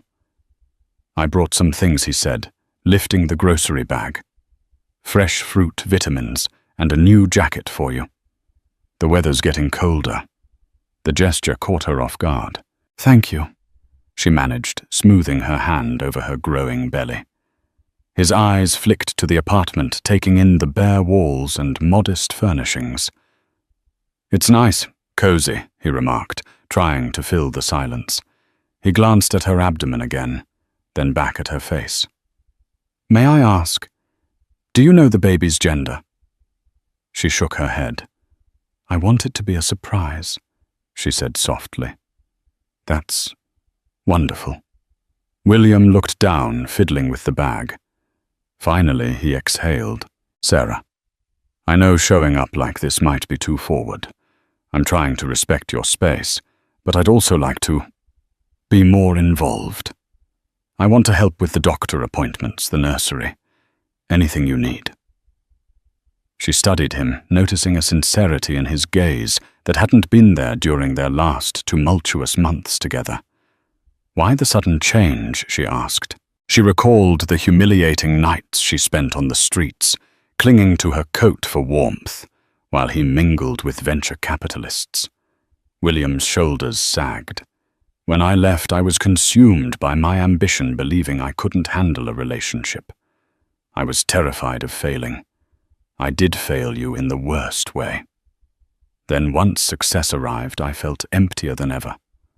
All I had was money, status, and a hollow sense of accomplishment. He paused, voice raw. I realize now that none of it matters, without love, without people who truly care about you. I guess I'm trying to atone for that. I can't change the past, but I can try to be here now. Tears prickled Sarah's eyes. The sincerity in his voice shook her. I appreciate the honesty, she said slowly. She wondered if it was real or if guilt simply propelled him now that she was visibly pregnant and vulnerable. Yet a part of her, the part that remembered how they'd once dreamed side by side, wanted to believe him. Would you like some tea? She offered, gesturing to the kettle on the stove. He nodded gratefully. The two of them settled at the tiny kitchen table, sipping tea amidst the silence. The city traffic hummed outside. Neither knew how to pick up the pieces of a shattered marriage in one afternoon, but at least they were there, trying. After a while, William cleared his throat. I'd like to take you to your next prenatal appointment, he said. If you'll let me. I can drive or we can get a car. Whatever you prefer. She hesitated only briefly before nodding. That would be nice. Deep down, a small flicker of warmth lit her heart, something akin to hope. William accompanied Sarah to her next prenatal appointment at Bellevue Hospital. Miss Frances, the shelter nurse who volunteered there, greeted them warmly, but Sarah noticed the curious glances from staff members. She imagined they recognized William.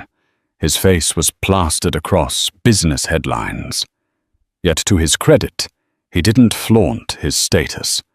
He simply held Sarah's coat while she changed into a gown and asked the doctor thoughtful questions about the baby's development.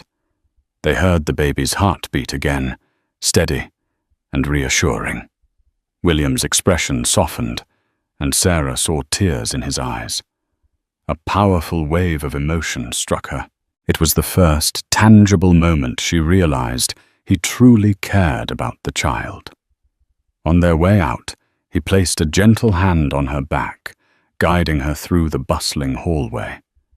She allowed the small gesture longing for closeness, yet keeping her guard up. In the hospital lobby, they unexpectedly bumped into a familiar face, Barbara Donovan Williams' mother. Her short silver hair was styled elegantly, and she wore a designer coat. She froze upon spotting her son with Sarah. "William," she exclaimed. Then her gaze flicked to Sarah's round belly, and her eyes narrowed. "I heard rumors, but I thought you two were done." Sarah instinctively braced herself. She recalled the tension with her mother-in-law, who never quite warmed to her. Barbara had always found subtle ways to criticize Sarah's family background and modest means. She also blamed Sarah for distracting William from more important ambitions. William squared his shoulders. "Mother, this is Sarah. My wife. She's pregnant with our child." Barbara's lips pressed into a thin line. "So you're reconciling?" she asked, voice laced with disapproval.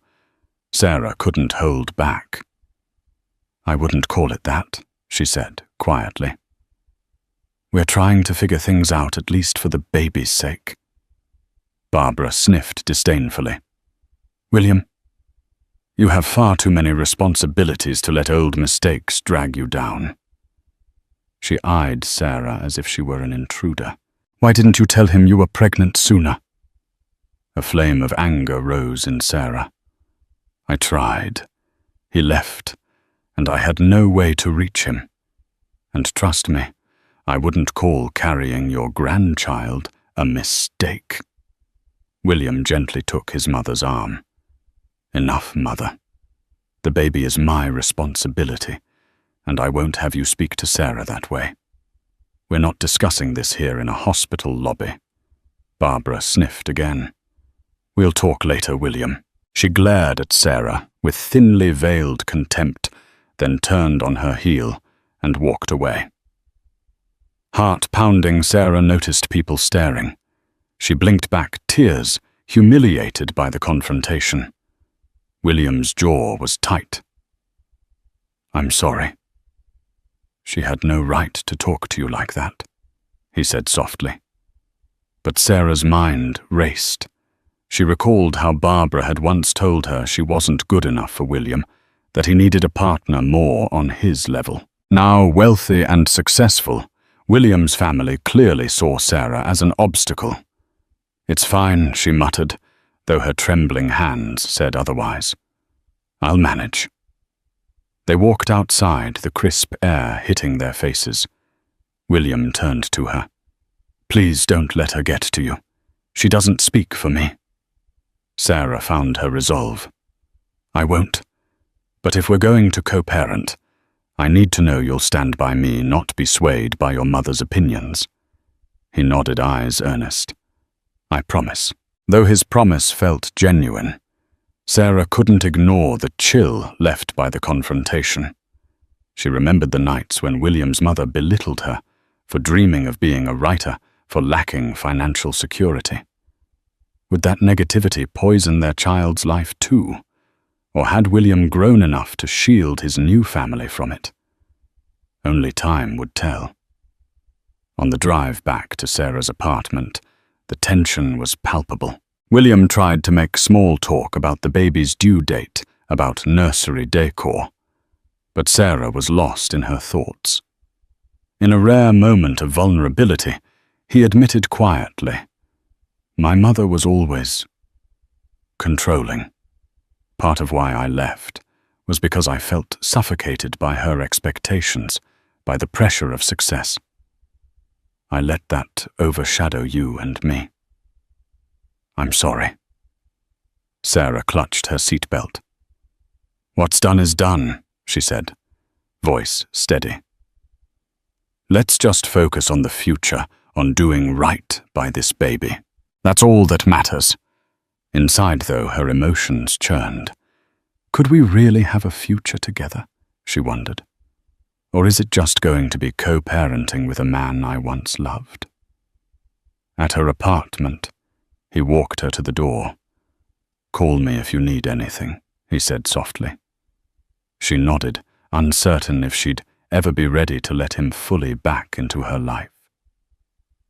The final weeks of Sarah's pregnancy arrived with a swirl of conflicting emotions. Her belly felt enormous, every movement an effort. Sleep eluded her, replaced by a blend of excitement and anxiety about the impending birth. William visited regularly, bringing supplies, maternity clothes, organic food, baby items. They spoke about practicalities, pediatricians' childcare options, possible names. Yet the question of their relationship remained unresolved. At times, they fell into an unexpected closeness, sharing a laugh at a tiny onesie with silly prints reminiscing about their college days. In those moments, Sarah glimpsed the man she fell in love with, his eyes warm and tender. But the memory of abandonment always lurked. She couldn't easily forget sleeping on sidewalks, shivering in the winter cold, all while he soared to stardom. Trust would not be rebuilt overnight. One evening she typed away at a short story, her old passion for writing rekindling, when a gentle knock came at the door. She opened it to find William in casual clothes holding a large container of homemade soup. "You mentioned in passing that you craved chicken soup," he said, smiling sheepishly. "I asked my personal chef to make a batch." "Don't worry, I didn't cook it myself. That would be disastrous." Sarah's laughter slipped out before she could stop it. "Thank you. That's thoughtful." He set the container down, noticing her manuscript drafts scattered across the table. "Are you writing again?" She blushed, nodding. "Just trying to get the creative juices flowing." Something for me, you know, to find myself again." He asked if he could read a snippet. She hesitated, then allowed him. He read quietly, eyes darting across the page. When he finished, he looked up, an admiring expression on his face. "This is really good," he said softly. "I forgot how talented you are." She swallowed, her heart fluttering. He was praising her, not dismissing her efforts as frivolous, like he once had. "Thank you," she whispered. They talked about the story about a lone traveler who finds hope in unexpected places. The conversation flowed naturally, reminiscent of their younger selves. At one point, he gently placed a hand on her belly, feeling the baby kick. A shared smile passed between them, something both tender and uncertain. Later that night, as he left, she lingered at the door. "William," she said softly, "I just want you to know. I see you trying. I appreciate it."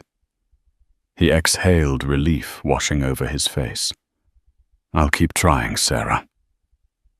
But the next day, chaos returned. William called her in a panic, asking her to watch the news. Another business scandal had broken out, accusations that Donovan Enterprises engaged in questionable stock trading. Rumors swirled that William's mother, Barbara, had been pulling strings behind the scenes, orchestrating backdoor deals. William's name was splashed across headlines with tabloids, speculating about the moral integrity of his entire operation. Sarah flipped on her old TV set, seeing reporters swarm in front of Donovan Enterprises. A few sensationalist channels displayed a picture of Sarah from months ago, claiming she was the estranged wife carrying the heir to a troubled empire. She felt nauseous. Was she about to be dragged into the public eye? William texted, "I'm sorry. This is out of control. I never wanted you to be involved." She fought the urge to panic, but the stress weighed heavily, and within hours, mild contractions started. She was only 36 weeks along, a bit early, but still within a safe range.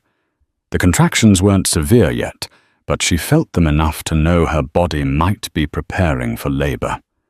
She called Miss Francis, who advised her to rest and hydrate, warning her to come to the hospital if things intensified. Night descended, and the tabloids kept spewing stories.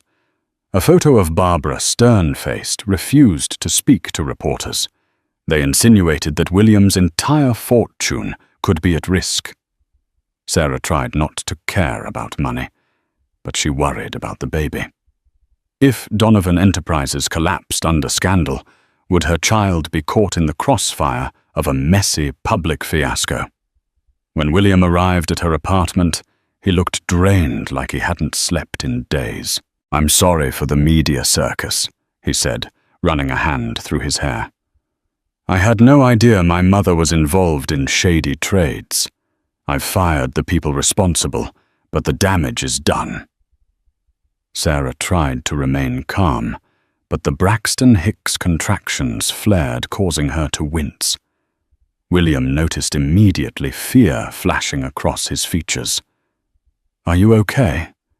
I think—" She paused, breathing through the discomfort. "I might be in early labor." His face paled, and in that moment, all talk of scandal and business melted away. "Let's get you to the hospital," he said gently, helping her gather her things. As they hurried out, Sarah realized a new chapter was beginning. Whatever storms raged outside, she was about to bring a child into the world, and she needed William's unwavering support. Inside the maternity wing at Bellevue Hospital, time seemed to slip into a blur of fluorescent lights, medical chatter, and waves of pain. Sarah was admitted with mild contractions that by midnight turned fierce. William stayed by her side, gripping her hand through each surge. Sweating and trembling, Sarah alternated between tears and focused breathing, clinging to the promise that soon she'd hold her baby. It was a tumultuous night. At one point, The baby's heart rate dipped slightly, prompting quick action from the medical staff. Fear stabbed through Sarah. She locked eyes with William, seeing raw terror reflected there. In that moment, all bitterness faded, replaced by the realization that they both desperately wanted their child to be safe.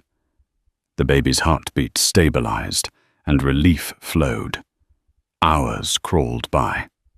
Finally, near dawn, Sarah felt the overwhelming urge to push.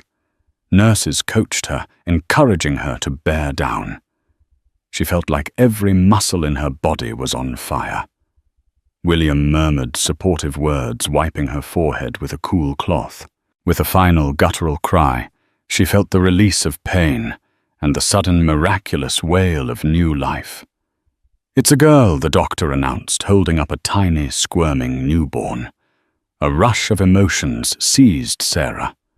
Love, relief, awe. She reached out trembling arms as they placed the baby on her chest. Shocked by the warmth of that tiny body, tears streamed down Sarah's face. William's eyes glistened too, a rare vulnerability she'd never seen in him before. "Welcome to the world," Sarah whispered, voice choked, pressing a kiss to the baby's wet forehead. The little girl quieted, opening her eyes for a brief second, as if trying to focus on her mother's face. Later they moved Sarah to a recovery room. William remained close, pacing the hallway, on calls to his legal team, but always returning to check on Sarah and the baby. He smiled whenever he saw them together, as though the world outside, with all its scandal and drama, had lost its power here. Barbara tried to visit, but Sarah requested only William and the medical staff be allowed in. She wasn't ready to confront her mother-in-law. Not yet. Meanwhile, word arrived that the scandal at Donovan Enterprises was being resolved. William had stepped forward, taking responsibility for corporate oversight lapses and cooperating with regulators. He was determined to repair the damage rather than hide. 2 days passed in the hospital, a whirlwind of feeding diaper changes and exhausted naps. Sarah watched William hold their daughter, marveling at how gently he cradled her. They hadn't formally picked a name. Sarah had 6 favorites. While gazing into her daughter's round, curious eyes, she decided on Hope. It felt fitting. This tiny baby was the embodiment of new beginnings. When discharge day came, William insisted on driving them to Sarah's apartment. He carefully carried the car seat, setting it up by the living room couch. Sarah gently unbuckled Hope, lifting her close. For a moment, they stood together in the quiet apartment, the hush broken only by soft baby sighs. "I want to make a pledge," William said, voice low. "To be here for you and Hope, always. I know I can't erase the past, but I swear I'll do everything in my power to make our future better." Sarah gazed at him, then at Hope. Her heart brimmed with a kaleidoscope of emotions: uncertainty, gratitude, a cautious desire to heal. "It won't be easy," she murmured. "We have a lot to work through, but I'd like to try." He exhaled relief, flooding his features. "We'll go at your pace. Whatever you need." She nodded, tears glimmering. Over his shoulder, she saw a reflection in the window herself, William and Hope in his arms, forming a fragile family portrait. Perhaps fate had brought them full circle. The child they created now bound them with a love that neither betrayal nor success could sever. For weeks they navigated those uncharted waters. William balanced corporate responsibilities with fatherhood, often losing track of time as he admired his sleeping daughter. Sarah slowly let her guard down, recognizing that while forgiveness would be a journey, she didn't have to walk it alone anymore. Each day, she felt stronger. Each day, baby Hope grew a reminder that life could emerge triumphant, even from heartbreak. Whether or not Sarah and William's relationship would fully mend remained to be seen. But for the first time, she believed in second chances. In a world as unpredictable as theirs, one truth shone clear. Love, when nurtured, can heal even the deepest wounds. And so from the frigid sidewalks of homelessness to the gentle warmth of a newfound family, Sarah and William's story shows that life rarely unfolds as expected, but hope can spark miracles. Their journey reminds us that every hardship carries the seed of possibility, and every broken bond can mend with genuine remorse, forgiveness, and perseverance. Thank you for joining me in this emotional roller coaster of heartache, redemption, and rebirth.